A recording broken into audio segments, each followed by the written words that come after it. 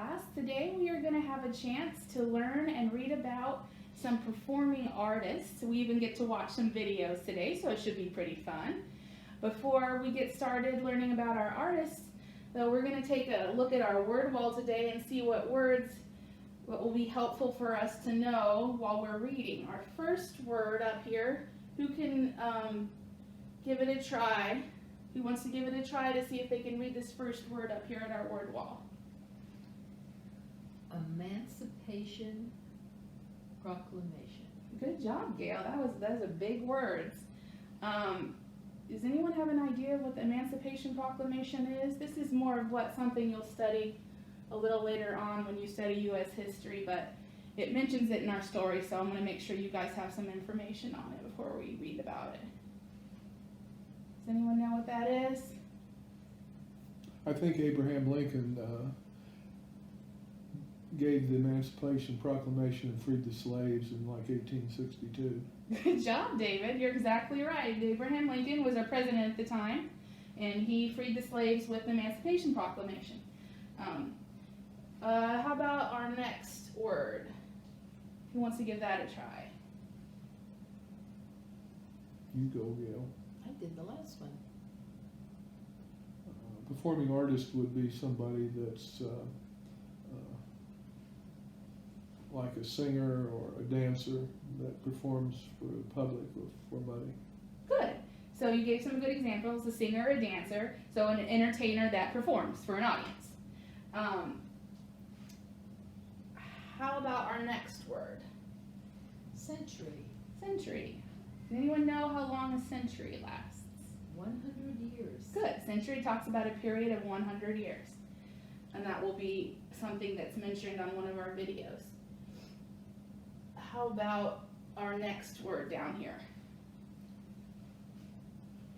Adversity is generally something that someone would have to overcome in order to be successful. They would have some kind of problem or something to solve too. Good. Adversity is a really big problem or challenge. Not little problem, but something that's really big on a grand scheme. And both of our performing artists today had to overcome adversity to be successful, so that's a really important word for us to understand. Who can give me an example of something that would be adversity, a really big problem? Racism. Racism. Racism is a very big problem and one of our big adversities. Could you give me another example?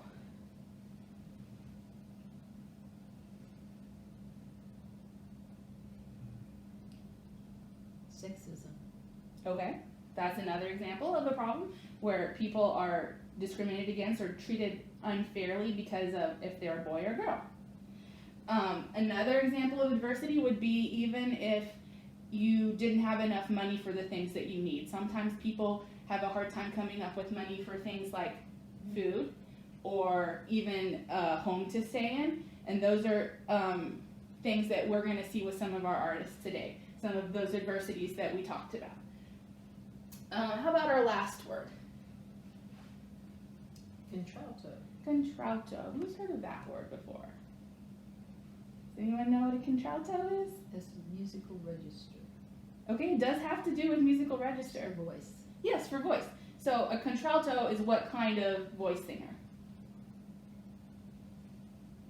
A deep-voiced female. Good, yeah. It's the female that sings the really low, deep, rich parts. And so that's one of our performing artists today is a contralto. And that you can recognize that when you hear her. So our two performing artists that we're going to talk about today are Marian Anderson and Misty Copeland. We're going to start over here with Marian Anderson. And before we watch our video and read our book, has anyone ever heard of Marian Anderson before? What do you know about her? I don't know anything about her. Okay, that's okay. Gail, do you have any idea who Marian Anderson is? Well, I think she's a singer. She is.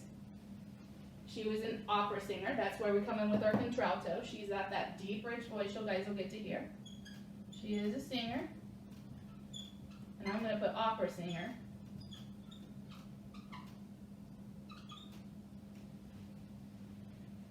Does anyone know anything else about her?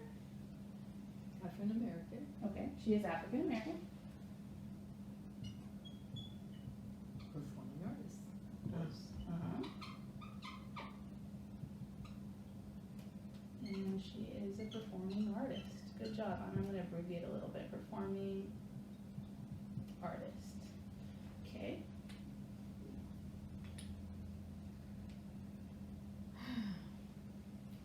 So I gave you guys a little bit of a hint. I said adversity is going to be in our theme today. Do you have any idea how that might have affected Marian Anderson?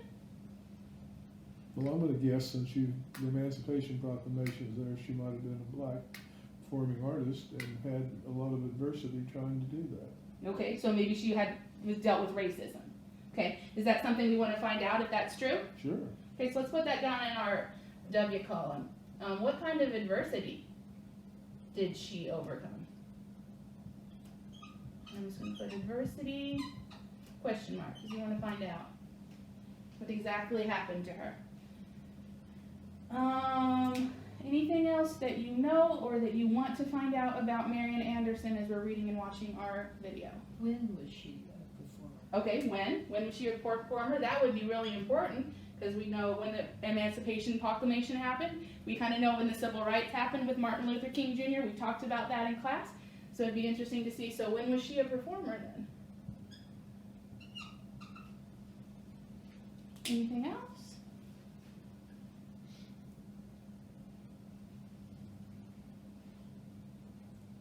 I'm guessing she succeeded because we know about her. Yeah, that is a good inference. That she was obviously successful or she wouldn't be someone we're studying today. Good, that's a good connection to make. Okay, I think we're good, unless you guys want me to add something else to our chart. So we're gonna start, I'm going to show you guys a video of Marian Anderson so you can see exactly, as soon as we get our device to cooperate.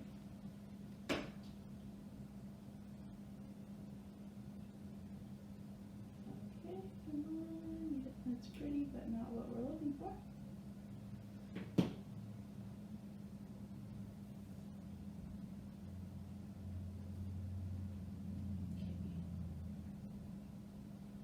So this is, it's going to be hard to read there until I get it big screen. Okay, so Marian Anderson sings at the Lincoln Memorial, Washington, D.C. when? 1939. 1939. So we've learned something already, haven't we?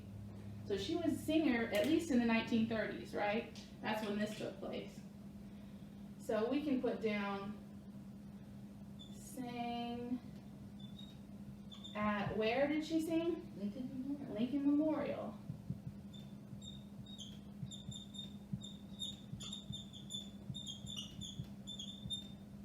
Um, 1939. So we've already learned one of the things we were looking for. Yeah. So the video is going to talk a little bit about why that's important, and then we can discuss that a little more afterwards. Remember who is Abraham Lincoln? President The president who, did the Emancipation Proclamation. good, gave the Emancipation Proclamation that freed the slaves.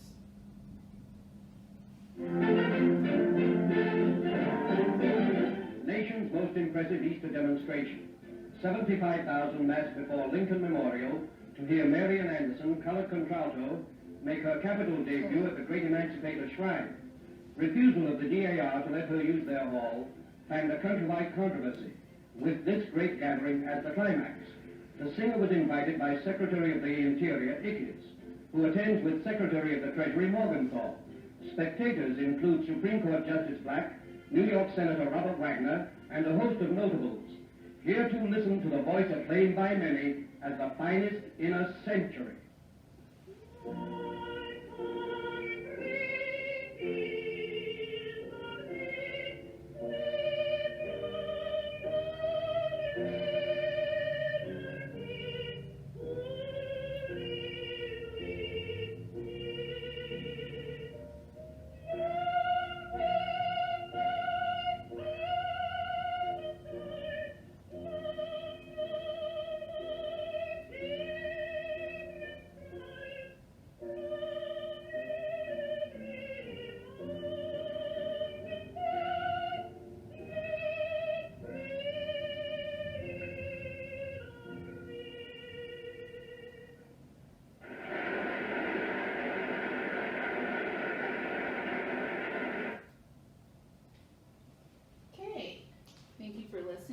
real well to our video.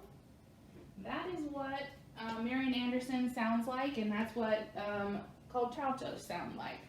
I heard somebody make a comment in the video, they said colored, because the video said colored and someone was like, colored? What does that mean?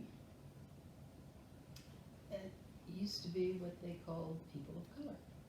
Or African Americans. Specifically, Yeah. African Americans. So that, back in the 1930s, that was what they said. It's not something that we say. That would be disrespectful for us to use that term right now, but that's during the time period, things were different, and that's just the term that they used. They weren't trying to be disrespectful when they used that term, but that's the term that they used back then. So that's what that means.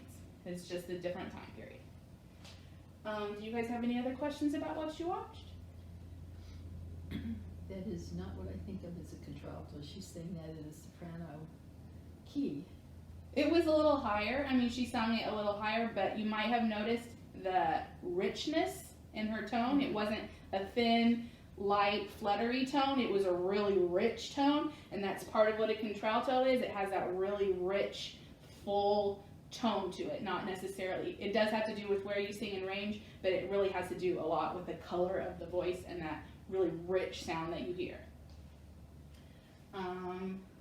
Good. Is there anything else that we want to add to our learn column yet, or are you guys ready to listen to our read aloud? What do you think? Anything you learned? Mhm. What? What did I learn? Yeah. I learned who Marian Anderson was. Okay. Do you want something? Me to put something down in the L column?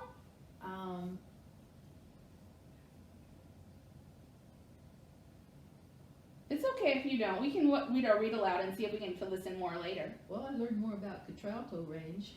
Okay. I didn't think you could go that high as a contralto. Okay. But no, about Marian Anderson, I don't think I need to add anything.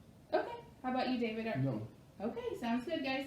So we are going to read, or I'm going to let you listen to somebody read a book. I'm going to have this person read a book to us because she does something really neat, I think.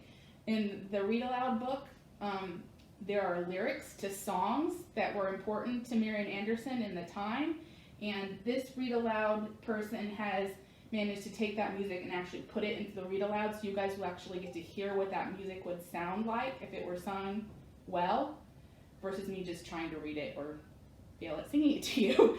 So I think that's really neat for you guys to be able to hear that. So we're going to use this read aloud today. She listened to father singing. Sorry, hang on, guys. Okay. Thank you for using your good listening ears. This is When Marian Sang.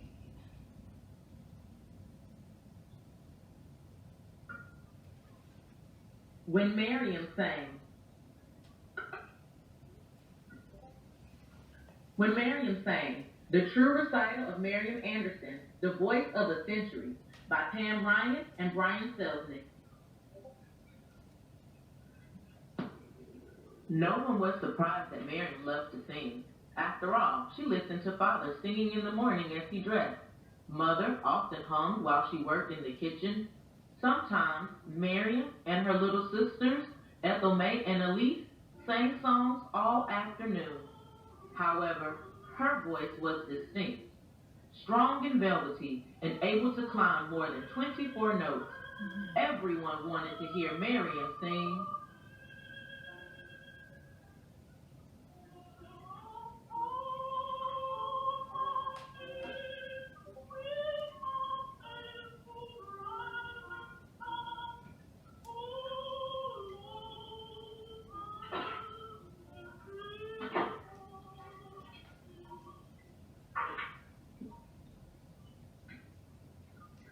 Alexander Robertson, the choir director at Union Baptist Church in South Philadelphia, wanted to hear Mariam sing, even though she was not quite 8 years old, and sometimes sang too loud. He asked her to perform a duet with her friend Viola Johnson. As Viola sang the high part and Mariam sang the low, their harmony blended like a silk braid. Church folks started whispering and followed with out and out talking about Miriam's remarkable gift. Neighboring churches heard the news and invited Miriam to perform. One advertisement said, "Come and hear the baby contralto, 10 years old." And people came.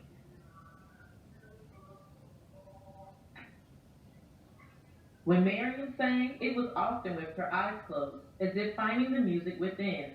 Audiences heard not only words, but feelings too.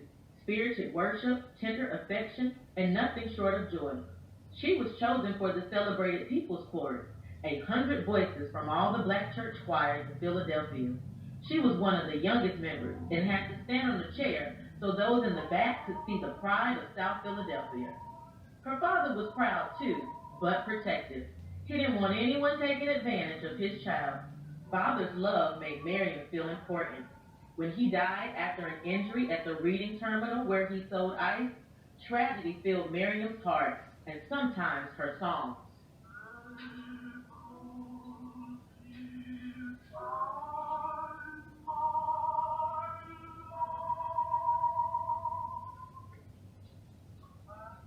Mother was happy for Miriam's success, but reminded her that no matter what she studied, to take a little extra time and do it well. Miriam didn't need extra encouragement when it came to singing. She practiced her part of each song and often learned all the other parts too. For her, music was serious business, and more than anything, she hoped to someday go to music school. Church members promised tuition for our Miriam when she was accepted. Since father's death, Miriam worked at odd jobs and sang in concert programs in order to help support her family. It wasn't until 1915, when Miriam was 18, that she finally went to music school and patiently waited in line for an application. But the girl behind the counter helped everyone except Miriam. Was she invisible? Finally, the girl said, "We don't take color." Her voice sounded like a steel door clanking shut.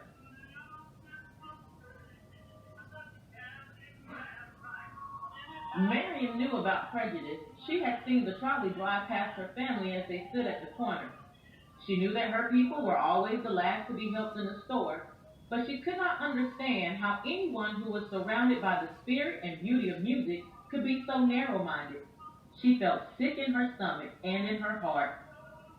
Didn't they know that her skin was different, but her feelings were the same? Couldn't she be a professional singer if she was a Negro? With unwavering faith, Mother told her that there would be another way to accomplish what would have been done at that school.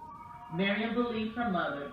She took voice lessons in her own neighborhood, continued with the choirs, and sometimes performed at Negro churches and colleges. When Miriam saw a Metropolitan Opera performance of the tragic opera Madame Butterfly, thoughts of a former music education again came to mind.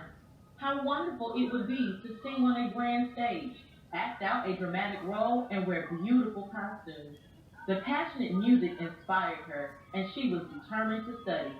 But opera was simply the sun and the moon, a dream that seemed too far away to reach.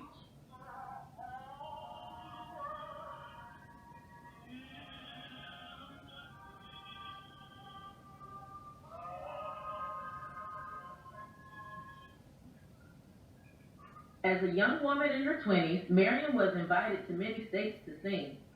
Sometimes she traveled with her accompanist by train, where they were seated in the dirty and crowded Jim Crow car reserved for Negroes. When she arrived at her destination, she often sang the same program twice to separate audiences, one black and one white, or to segregated groups, white in the best seats and blacks in the balcony.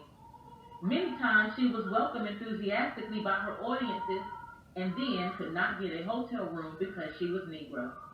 No matter what humiliation she endured, Miriam sang her heart with dignity. Her voice left audiences weeping or in hushed awe as they strained to hold on to the memory of every opulent note.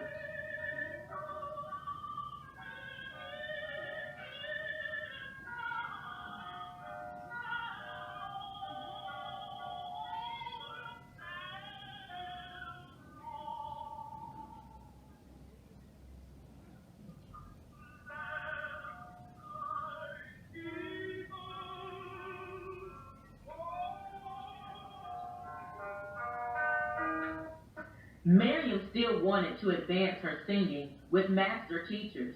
With the help of friends, she was granted an audition with the fierce yet famous Giuseppe Buggetti. When she arrived at his studio, Mr. Buggetti announced that he did not have time or room for new students. Too afraid to even look at him, Miriam took deep breaths. Slowly, with great emotion, she sang. Miriam finally lifted her eyes. "I will make room for you right away," Mr. Buggetti confirmed, "and I will need only 2 years with you. After that, you will be able to go anywhere and sing for anybody." Again, Miriam's devoted church community raised the money for her lessons.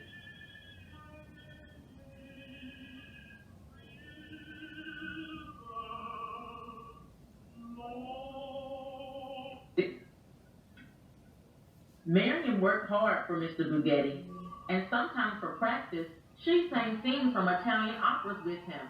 Her recitals now included German songs too, but other languages troubled her.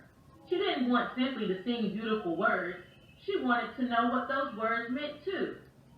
Other Negro singers had gone overseas to develop their voices and learn foreign languages. Why not her? After all, Europe was different. There, she would be able to sing to mixed audiences and travel without the restrictions put on her by people in America. Miriam needed to grow, and Mother agreed. A bundle of trepidation and excitement, Miriam boarded the Ile-de-France in October 1927. She had never been so far from her family. She knew her sisters would take good care of Mother, but still, she already felt the twinges of homesickness.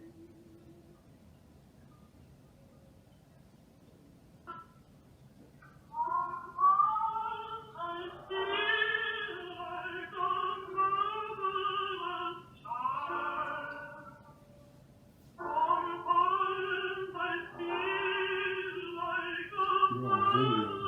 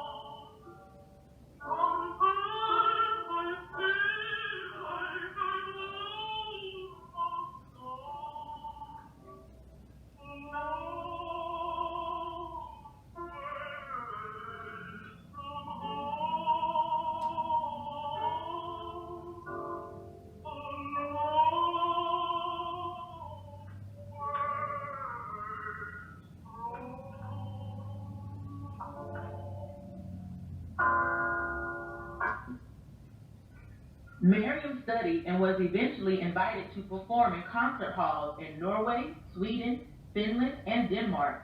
The enthusiasm for her singing was so overwhelming that one newspaper in Sweden called it Miriam Fever. Audiences applauded in London, cheered in Paris, and pounded on the stage for encores in Russia. Miriam felt she had finally achieved some success.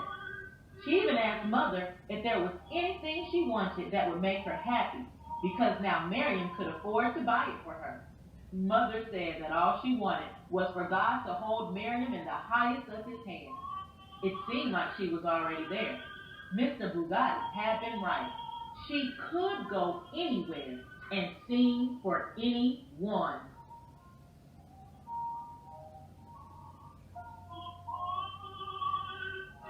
Until she came home to the United States. In 1939, Howard University in Washington, D.C. booked a concert with Marian Anderson and began looking for an auditorium big enough to hold the audience she attracted. They decided that the 4,000-seat Constitution Hall would be perfect, but the manager of the hall said it wasn't available and no other dates were offered because they're white performers only policy. Miriam's agent wrote to the hall manager, pointing out that Marian Anderson was one one of the greatest living singers of our time, but it did no good. Enraged fans wrote letters to the newspapers in protest. Eleanor Roosevelt, the First Lady of the United States, resigned from the organization that sponsored Constitution Hall. Howard University then tried to reserve a large high school auditorium from an all-white school. Again, they were denied. Now teachers were angry and marched in support of Miriam in front of the Board of Education. Washington, D.C. was a boiling pot about to spill over. Wasn't there some place in her own country where Miriam Anderson's voice could be heard?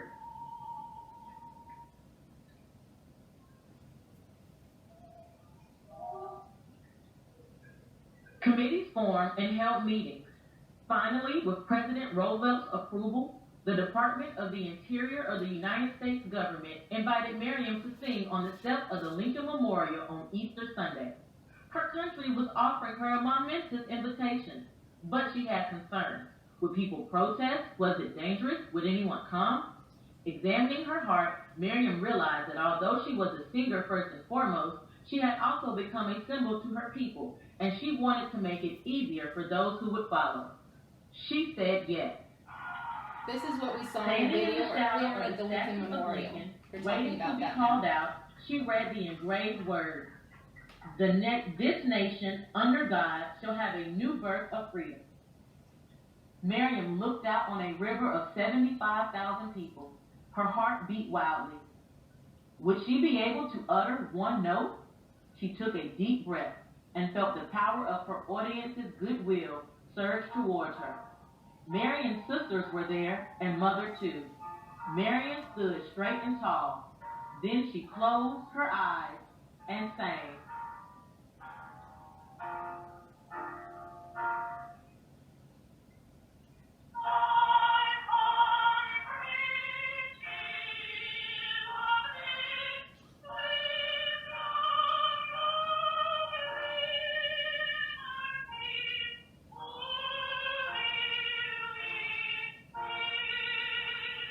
A roaring cheer followed every song.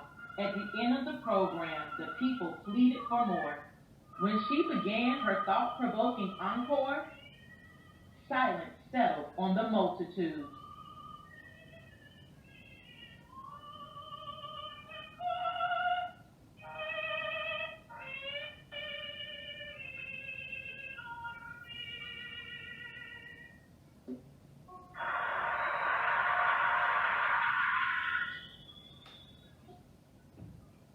For almost 16 years after the Lincoln Memorial performance, Miriam sang for kings and queens, presidents and prime ministers, famous composers and conductors.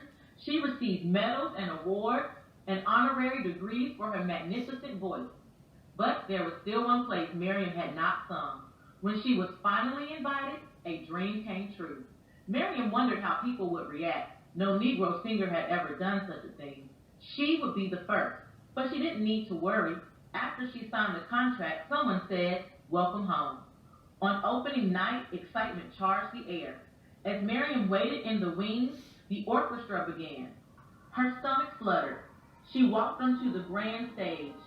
Trembling, she straightened her costume and waited for the pounding music she knew to be her cue. Tonight was her debut with the Metropolitan Opera. At long last, she had reached the sun and the moon. The curtains parted, and she sang.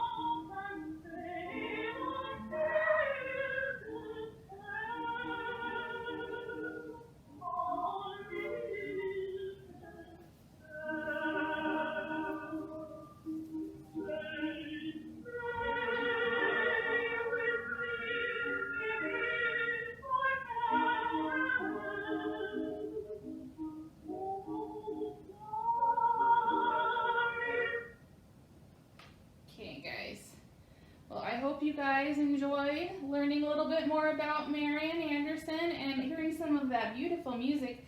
Opera isn't something that you probably have heard a lot of. It's certainly not something that we play a lot in the school, but she really had an absolutely amazing voice, not only for her time, but even moving forward till today.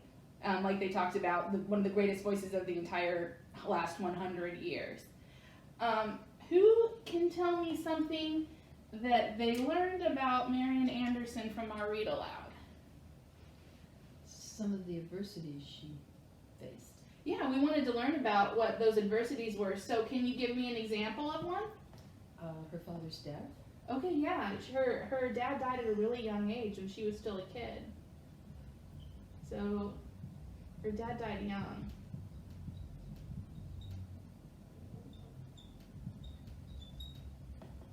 Anything else? Poverty.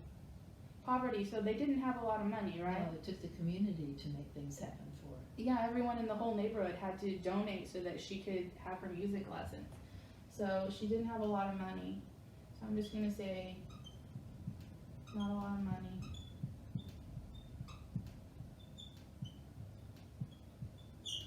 Anything else? Social and cultural adversity. Racism. Racism, yeah, she did have, definitely faced her share of racism. Something that was interesting to me, that they talked about, so where did she want to sing? That was her dream of singing. Do you guys remember from the story? The Metropolitan. The Metropolitan Opera. And David, did they let her do that at the beginning? No, not at the beginning. Not at the beginning. What did she have to do to sing when she first started singing? She had to sing at church. She had to sing at church, and then where eventually did she get to sing professionally? Europe. Europe. She had to leave the United States. She couldn't even sing anywhere in the country, but when she went to Europe, did she have the same racism problems? No. Not the same. No. They let her sing. That she couldn't even sing here in the United States. I thought that was really interesting. I didn't realize that the racism in our country was greater than in other places. Still is. That was just something that I personally learned from this. That she had to, and I thought was pretty incredible, that she had to leave the whole country just to be able to sing. And that they were plenty accepting in Europe, right, in other countries. And then what happened when she came back here to try to sing? Same thing. Same thing, she had the same racism. They wouldn't let her sing at the concert hall, so where did she end up singing? Lincoln Memorial. Yeah, she ended up singing Lincoln Memorial. So, she had racism, I'm gonna say, in U.S. Yeah. because she could sing in Europe. So I'm gonna say she sang in Europe. And you didn't have any problems doing that. So we've kind of answered our W questions about what kind of adversity she faced. Something else that I found interesting, she sang at the Lincoln Memorial in 1939. We've talked about the civil rights era, and I'm gonna go ahead and turn this light on because it's getting dark for us, but we're gonna keep talking. We've talked about the civil rights era and Martin Luther King, a few people from it, and Rosa Parks. We've talked about Rosa Parks some.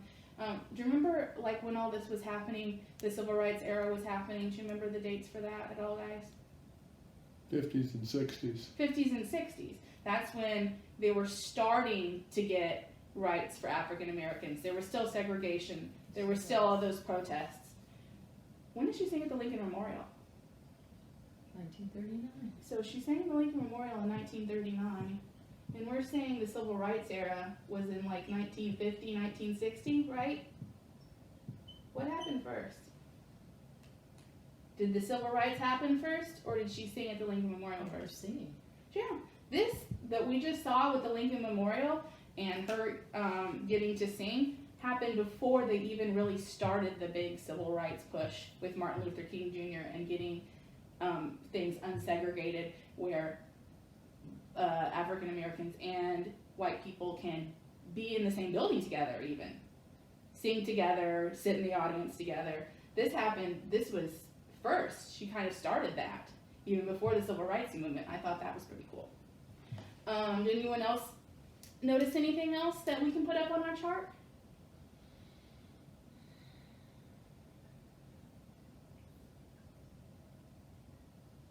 That's okay. We have some good information. We answered our what we want to learn questions, and we have some good information about Marian Anderson up here. Our next artist that we get to learn about is Misty Copeland. Has anyone heard of Misty Copeland before? It's okay, our screensaver is on, David, don't worry about it, it'll be okay. Yes. She's a ballerina. Yeah, she's a ballerina. She dances. Prima ballerina. Yeah, she does. I'm gonna put down dancer. You're right, she does have the lead in her troupe right now. She just recently got that. Do you know when she finally got the lead part? We'll have to double check with her video, but I think it's about 5 or 6 years ago. It's been really, really recently that she finally became one of the lead dancers. Lead means like one of the biggest roles, one of the main parts. So she's a dancer. Do you know what troupe she's with? It's okay if you don't. I do not. It's American Ballet Theater. Okay. So that's one thing. I'll give you a little bit of background information before our book. Anything else you guys know about Misty Copeland? She's African American. She is African American.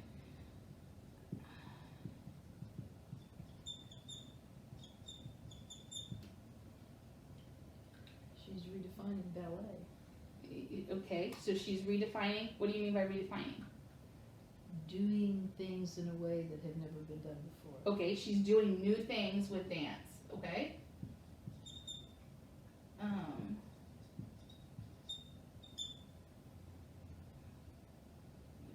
We gotta run out of room. I'm gonna make it so it's a little clear for you guys.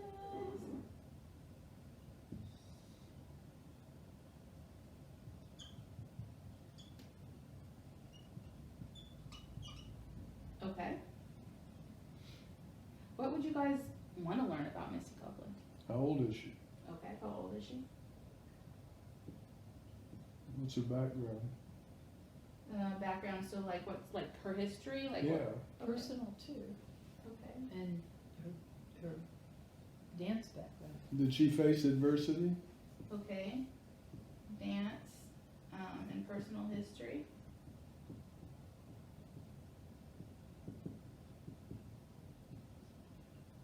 You want to know about her adversity. So looking back, Marian Anderson sung before and during the civil rights movement. So we're wondering about how old she is, so when she was dancing, and about the adversity she might have faced during that time. Anything else? Okay, sounds good, guys. I have 2 videos for Misty Copeland to watch before our book, because our book does not give as much information as Marian Anderson's book does. There's a lot of figurative language in there that we're going to read and discuss and figure out together, and it's a really good book, but there's a little bit more video so that you guys can have some background information about her before we get into that. I think it'll be helpful for you to understand her book a little better. Alright, hang with me, guys. I'm going to show you a video of her talking first, and then I'll show you a video of her dancing. Okay, wake up, computer.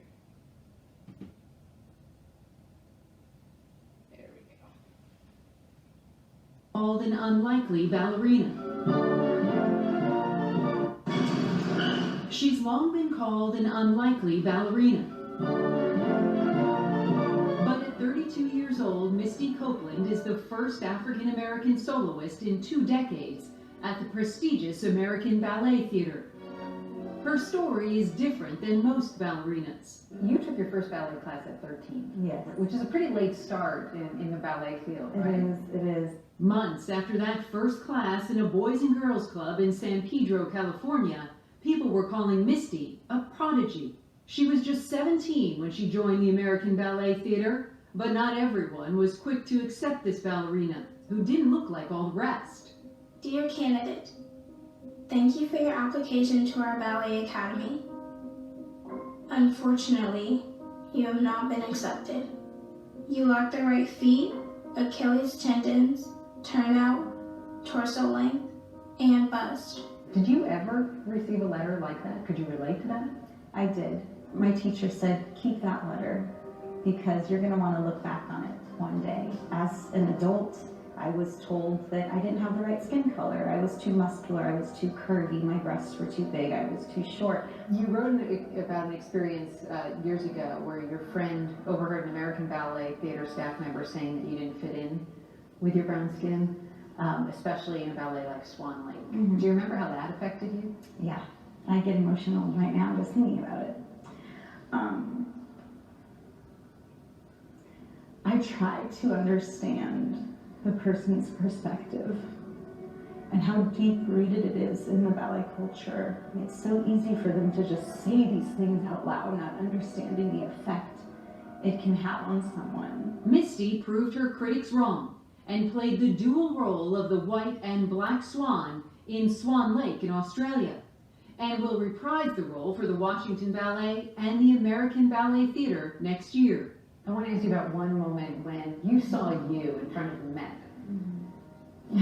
Is that, I mean, did your heart just skip a beat?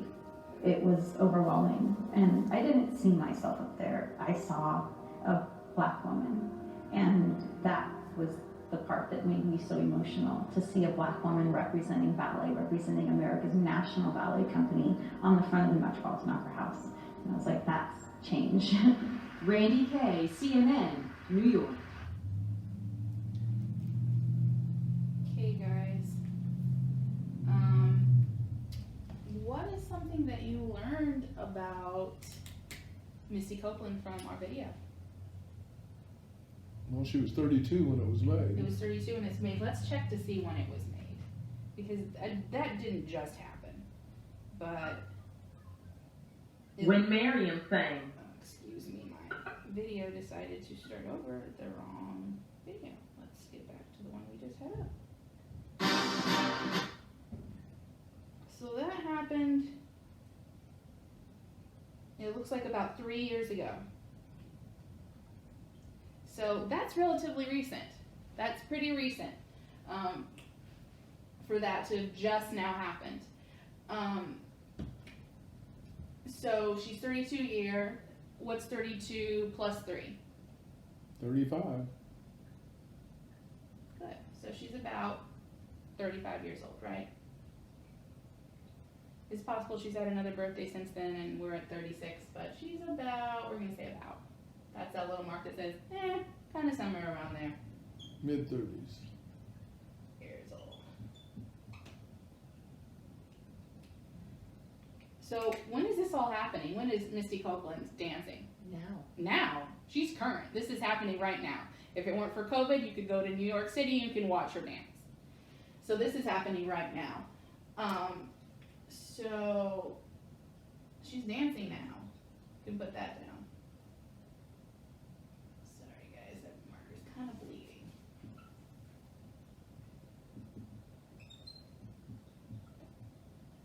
What else did you learn about Misty? Well, she faced racial adversity too. Yeah, she's faced racism too. You know, this is way past the civil rights era and way past Marian Anderson's time, and she's still being told she doesn't fit in because she has brown skin. So she's still facing racism. it's not quite the same. She could she still dance with them? Was she allowed to go in the theater? Yeah, she's still allowed to go into the theater. Segregation is over, but there are still people who say those unkind things and who think those untrue thoughts. It still happens, and she still had to overcome it. Well, it's a little different. I mean, she just didn't fit the preconceived notion of what a ballerina should be because she didn't look the same. And it is racism, but at least, you know, and she was denied an education too. Yeah. So that is just pure racism. But mostly it was about preconceived notions. The stereotypes of being a Yeah. ballerina, you can't be black. Right. That was the stereotype of the ballet company when she joined. A specific racism. Yeah. That was their stereotype, is that these ballet dancers have to have, and they did talk about that, you're right, it wasn't just the color of her skin, that was part of it, but they talked about the length of her legs and her torso, that means her upper body. The proportions, they had- how tall she could be or could not be, and her how busty she could be, how curvy she could be. Yeah, they have very specific stereotypes that she had to overcome with all of her body, huh? Yeah. So she had, and we can just put down stereotypes because it was Yeah. it was racism, but there was also more than that. beyond color. So it was also a stereotype of what a ballerina should look like according to these big ballet companies. Anything else you guys want to add right now?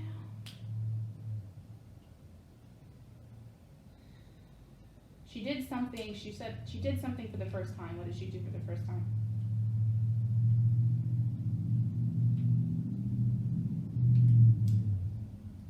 Are you talking about Swan Lake?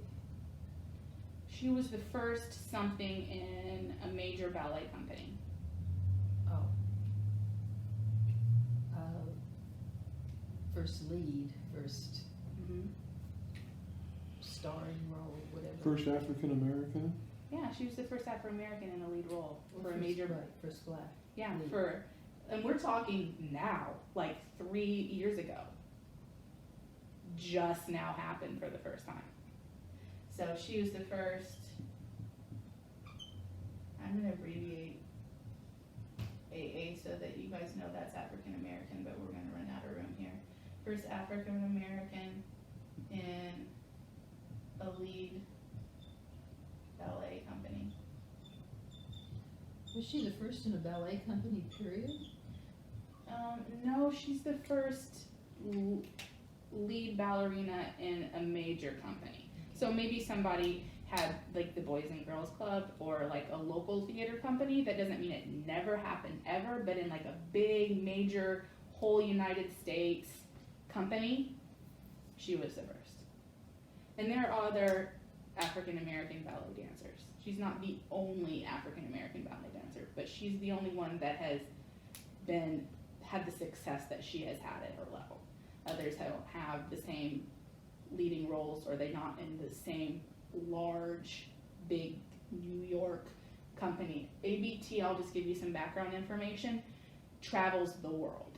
It's not just dancing in New York. Right, or Chicago, or Yeah. San Francisco.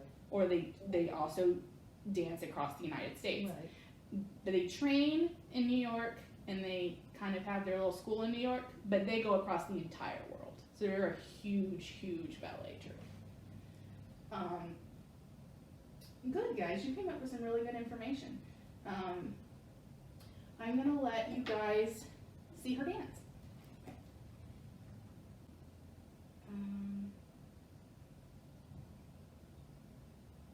Just want to give you that right there. Is her dancing in Firebird, and that is the name of the book that we will read. So when we talk about the Firebird, that's what she's referring to. Unfortunately, they don't have a video of her dancing in that. It doesn't exist. So I will show you a different video of her dancing. Let's get a little.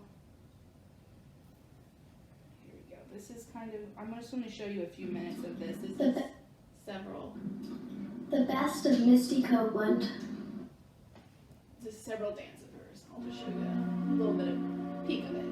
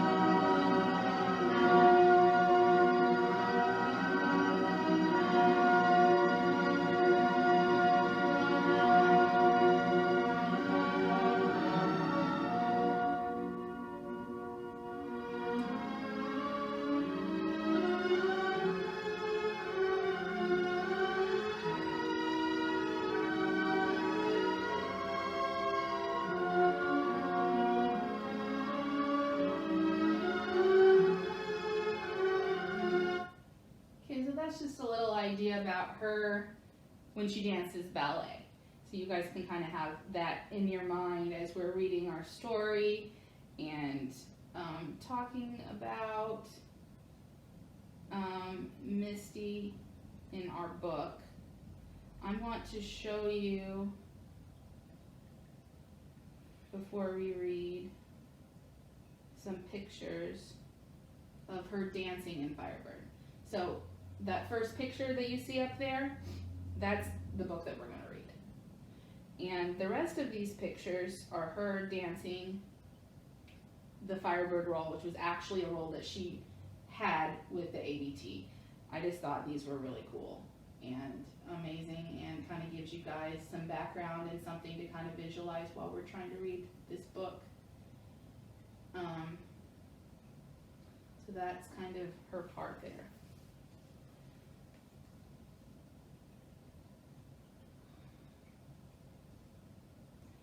We are going to read next Firebird. This book was written by who?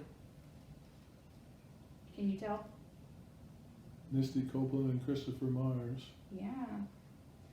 So Misty Copeland is our is the performing artist that we're talking about, right? So this is written by her. She wrote this book. This book is a little different. It's not as straightforward as Marian Anderson's book, the book about Marian Anderson. There's a lot of figurative language. They're going to compare things a lot in order to kind of show how Marian felt and how our character in the book feels. And so I'm going to read this with you guys, and we're going to kind of talk about that figurative language as we go to make sure that everyone's understanding. Are we talking about Marian or Misty? Misty Copeland. Yeah, this is by Misty Copeland. Okay. This is Firebird by Misty Copeland. So this is the book that has all those comparisons that talk about emotion. And we're going to read that as a class so that we make sure we understand everything that's happening. So, Firebird. Ballerina Misty Copeland shows a young girl how to dance like the Firebird. The space between you and me is longer than forever. What's something you notice about this picture? What do you see when you look at this picture? I see a grown-up and a little girl. Okay, there's a grown-up, and you might recognize that grown-up looks like what? The Firebird? Yeah, the Firebird that we just saw, Misty Copeland dancing the Firebird. And then there's a little girl underneath. What does that mean, the space between you and me is longer than forever? Does that mean that I'm sitting across the room from you and I can't see you? No. No. What does that mean? Was this written during COVID? No, it was not written during COVID. This was before COVID happened. It was not, this is not about COVID. Let's keep reading and see if we can figure out what in the world that she's talking about. The space between you and me is longer than forever. What does that mean? You are the sky and clouds and air. Your feet are swift as sunlight, stretching across the skyline like day-long sun over the horizon. What do you see in this picture? Brooklyn Bridge. Okay, you see the Brooklyn Bridge in the background, Hudson River. the Hudson River. What do you notice about the characters in the It's picture? gotta be the East River if it's the Brooklyn Bridge. Yeah, it would. Okay. Well, again, looks like a young person and an adult, but male and female, opposites. Okay. This girl down here and this girl here, do you see a resemblance? Oh, that is a girl. She's got a You can- ponytail. I didn't see that. I just saw really short hair. You can kind of see, it's not a photograph, it's obviously a painting. So Right. you can kind of see that's her ponytail and then Yeah. she's got a lot of hair pulled back, and that's our same girl from back here. Yeah, I see that now. So, again, we have a young girl looking upward toward a ballerina, and she describes her ballerina as the sky and clouds and air, and your feet are swift as sunlight. So what is she saying about the ballerina? If she's dancing like air and she has fast feet.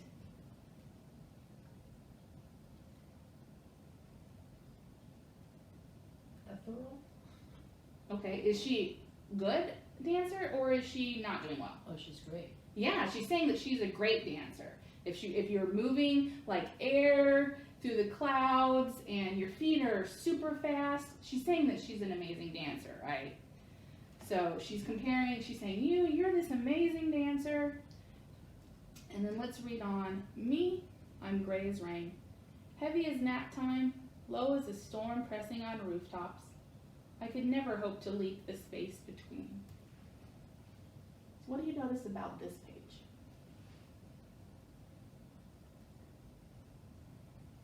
Well, it finally kind of makes sense about what she was saying before, that Yeah. she was young and there was a lot of things that had to happen for her to become like the Firebird, the big dancer. So you're seeing this girl is like Misty when she was younger. Okay, yeah, you're kind of seeing that connection that Misty was talking about in the video. Good.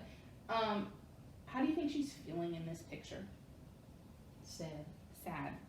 So when it says, I'm gray as rain, that means she's feeling good.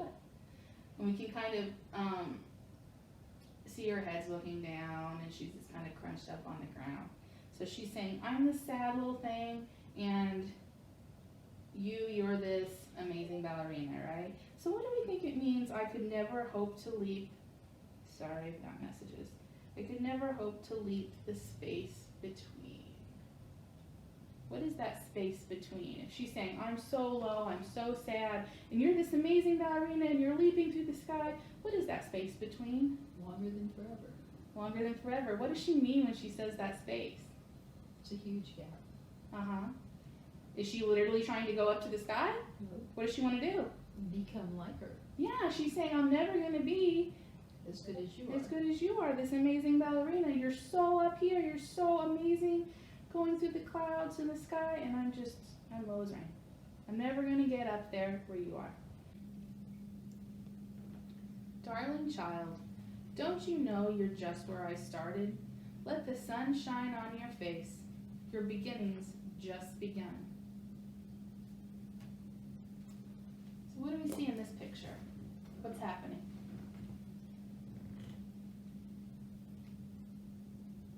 She's talking to the little girl, Who's she? Misty Copeland. Yeah, Missy Copeland, the adult ballet dancer that we saw through here, the one that was leaping, and in the beginning, the Firebird. She's still here. She's talking to the girl now. Good. She says, "Don't you know you're just where I started? I was like you once." Before the curtain rises, before the spotlight falls. What is this red thing? The curtain. The curtain. I thought that was a pretty cool drawing. Before the fireworks of costumes, before it all. What's going on here? This is an interesting photo. What does that look like? Looks like she's talking to herself. She's talking to herself. What do you think this is? It's a mirror. It's a mirror. So there's a Firebird, and she's looking in to a mirror, and she sees, who's this? Before the fireworks of costume.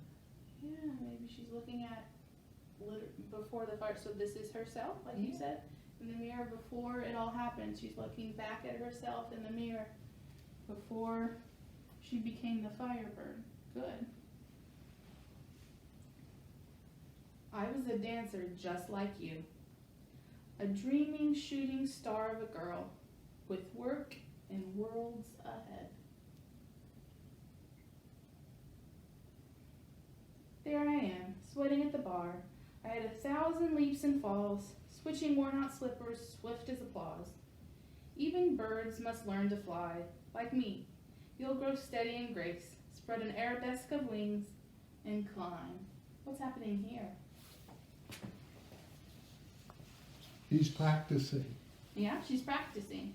She's practicing at the bar, her ballet moves. So what does it mean when Misty says, even birds must learn to fly, you'll grow steady in grace, spread wings and fly, climb. What does that mean? Maybe birds can't fly, so it takes a while for them to learn how to do that. Okay, so They have to grow. They have to work at it. good. So she's comparing this young girl to a young bird who has to learn how to fly. Good. So she's going to learn to grow and climb just like the bird. Is she going to spread her wings and fly across the sky for real? Is that really what's going to happen? No. No. What's going to happen? She'll become great at what she wants to do. Yeah, she's going to become great at what she's working at. And when, in this case, it's what? What is she working at? Dance. Dance. She said you'll grow and be good at dance too. Each position 1 through 5, stair steps to the sky. That's right. Does anyone do ballet in class? Do any of you know ballet? Little. A little. So the 1 through 5, what is she talking about? The 5 positions. You know, the 5 positions for ballet. These are the basic ballet positions. You will soar, become a swan, a beauty, a firebird for sure. Soon, with the same practice, you'll join me in this dancing dream. What's happening here? They're dancing together. They're dancing together. How did she get there, according to Misty? Hard work. Yeah, she's going to have to look at it. Soon with the same practice. Then pas de deux, a music box for 2. We will wrap our hearts, careful as ribbons on point shoes. We'll make the night sky our starry curtain, the moon our silver spotlight, as we spin across the planets, pirouetting tightly as curls on our heads. What's a pirouette, guys? A spin on toes, on point. Yeah, and we kind of saw that with Misty. She was on her toes and on her point shoes way up, and she was spinning around and around, so we got to see what that looks like. And they're comparing those pirouettes, that spinning, spinning, spinning really tight, to what?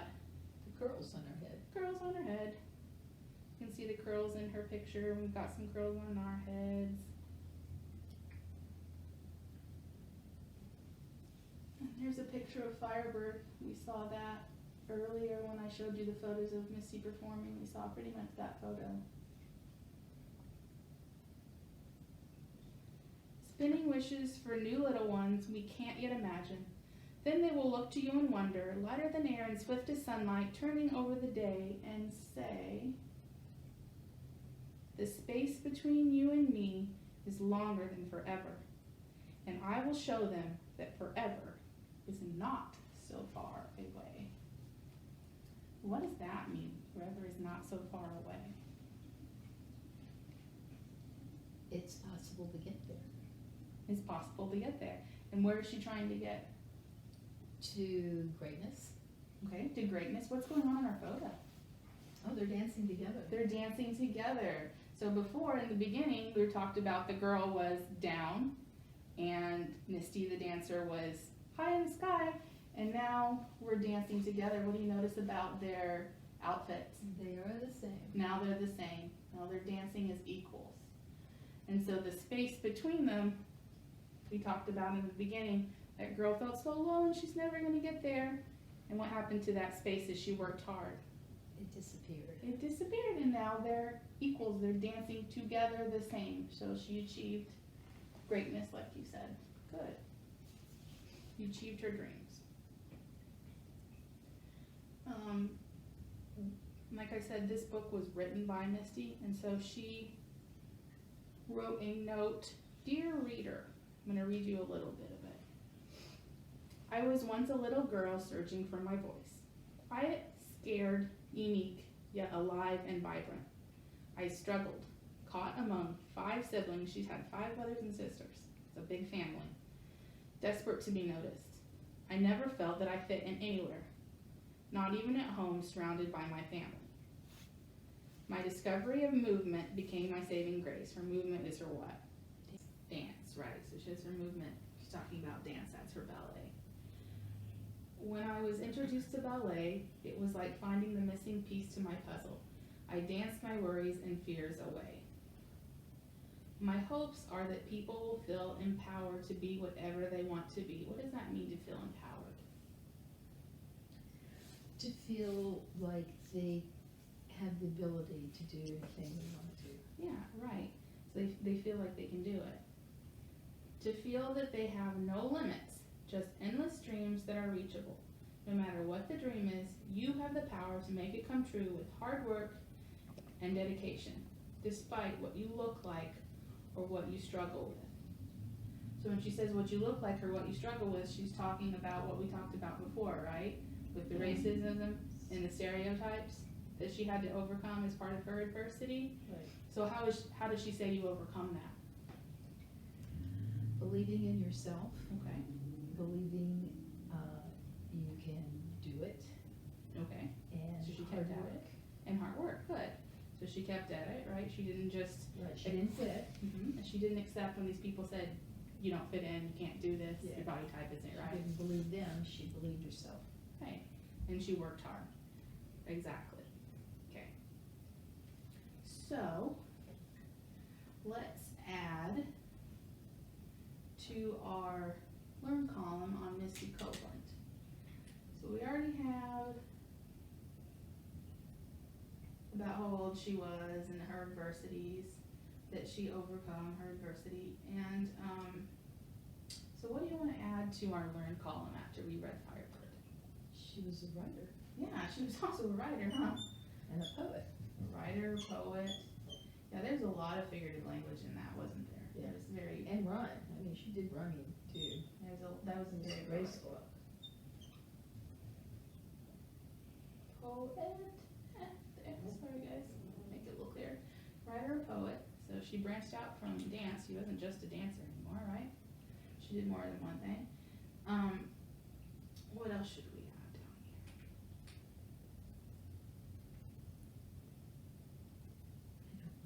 What's Misty's message to everyone that she wants everyone to know from reading her book? To believe in yourself. Okay. So, Believe you can do it. okay, believe you can do it. So she believes that You can do anything if you what? Work hard and stick with it. Good. You work hard.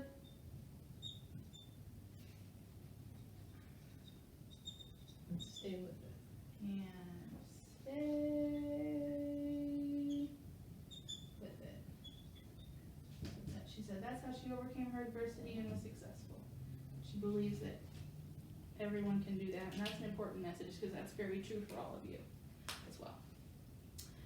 So, now that we have learned about our two women, Marian Anderson and Misty Copeland, we have one more activity we're going to do. We're going to do a Venn diagram comparing and contrasting the text and what we learned about Marian Anderson and Misty Copeland. We've done Venn diagrams before, but I'm going to give you a little reminder anyway, just to make sure everyone's on the same page and knows what we're doing. So who can remind the class what a Venn diagram looks like? 2 overlapping circles. Good. So does that mean they look like this? Is that a Venn diagram? No, that's not overlapping. It's not overlapping. Do you want to come draw it for the class and show us what it looks like? You want me to put you on the spot? Yeah, Thank you. drawing is not my strong suit. Well, it's okay. It doesn't have to be perfect. Well, you know my We just want it. We handshakes. just want it to look. Well, we can tell that there are 2 circles overlapping. It doesn't have to be perfect. There you go. Good. Thank you. So that's a Venn diagram. We've got 2 circles and they overlap in the middle. Good. So what goes in the middle then? That's even better than it looked up there. This is fine. This is great. This is great. This is exactly what we need. We have space on both sides, and the middle is where we can draw what we need to draw. So what goes in the middle? The things that are similar, that are the same. Good. So this is where we put the things that are the same about both Marian Anderson and Misty Copeland. So then what happens on this side? Things that are unique just to that person. Yeah, so we talked about Marian Anderson first. We'll just put her on this side. So this is just Marian Anderson. So that means this side is just what? Just Misty. Yeah, just things that are just about Misty. Only Misty has them. Only Misty did them. They're only about her. Just about Marian Anderson and things they have in common. Things that they're the same, right? And for you guys, I'd like you to do 3 things in each. So 1, 2, 3 things just about Marian Anderson. 1, 2, 3 things about both of them they have in common. And 1, 2, 3 things that's unique or just about Misty Copeland. I'm going to let you guys work in your study buddies together with your study buddy, but I'm going to have you each turn in your own Venn diagram. So how many Venn diagrams are going to get turned in per study buddy? Per study buddy? In your study buddies, how many are you going to turn in? 2. 2, because you're going to turn in 1, and your study buddy's going to turn in 1, right? Right. 2. You can work with your study buddy, you can bounce ideas off each other, talk to each other about what you think should be included and why. You can look at our board, and you can come up with ideas that we talked about in our board and include them in your diagram, but I want you each to have your own actually turned in. Any questions? Okay. We're going to go ahead and get started on that. Then you can break into your study buddies and start talking about what you'd like to put on your Venn diagrams. Okay, hands on your head when you show me you're ready. Okay, thank you, class. Today we talked about 2 women who overcame adversity. We talked about Marian Anderson, an opera singer during the Civil Rights era, and Misty Copeland, who is a professional ballet dancer today in New York City and across the world. Both of our women had to overcome adversity as part of their success, and we were able to compare and contrast them and their stories in our Venn diagrams. Please turn your Venn diagrams into the box so I can have a look at them. Thank you.